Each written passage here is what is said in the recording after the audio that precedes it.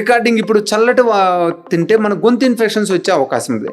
Especially allergy problem ఉన్నోళ్ళు, especially already కొద్దిగా గొంతు ఇన్ఫెక్షన్ వాళ్ళు చల్లటి వాటర్ తీసుకోకపోవటం మంచిదన్నమాట. ఈ ఐస్ క్రీమ్స్ ప్లస్ ఇంకా ఈ కూల్డ్ పదార్థాలు అవన్నీ ఎట్లుంటాయి సార్? అవి కూడా ఇప్పుడు ఐస్ క్రీమ్ తీసుకున్నా ఇవన్నీ తీసుకున్నా కూడా అంటే ఒక 20-30 years బ్యాక్ పోతే నువ్వు ఐస్ క్రీమ్ తిన్న తర్వాత మోస్ట్ ఆఫ్ ద టైమ్స్ మళ్ళీ ఫుడ్ తినేవాళ్ళు ఇంట్లో అన్ని ఫ్రెష్ ఫుడ్లు ఉండే.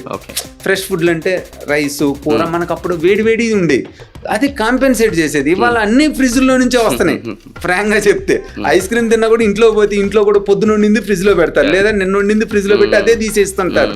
సో ఇది ఒకదాని మీద ఒకటి ఓవర్ యాడ్ అని మేబీ ఇన్ఫెక్షన్స్ ఎక్కువ వస్తున్నాయేమో అనిపిస్తుంది. వీలైనంత వాటికి మరీ చల్లటి తాగొద్దు, కొంచెం చల్లగా ఉన్నాయి తీసుకోండి. ఎంత ఎండాకాలం అయినా కూడా మనం డీ ఫ్రిడ్జ్ వాటర్ మరీ చల్లగా ఉన్నాయి తాగాల్సిన అవసరం లేదు. వేడి లేకుండా కొంచెం